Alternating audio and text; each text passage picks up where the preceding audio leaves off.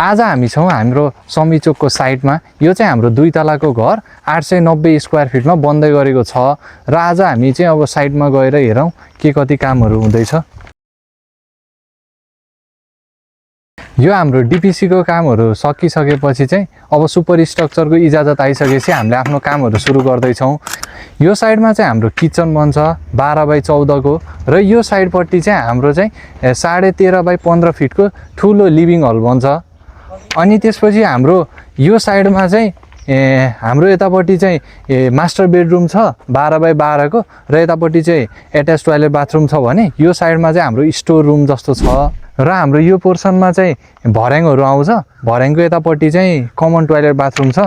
यसरी नै हामीले कामहरू सुरु गरिसकेका छौँ। यदि हजुरलाई पनि चितवन वरिपरि कुनै ठाउँमा घर बनाउनु छ भने आज नै हामीलाई सम्पर्क गर्नुहोस् र यो घरको काम हुँदै गर्दाखेरि हामी डेली अपडेट लिएर आउनेछौँ। त्यसैले हामीलाई फलो गर्नुहोस्। Sharp line engineering and construction Bharatpur Chitwan.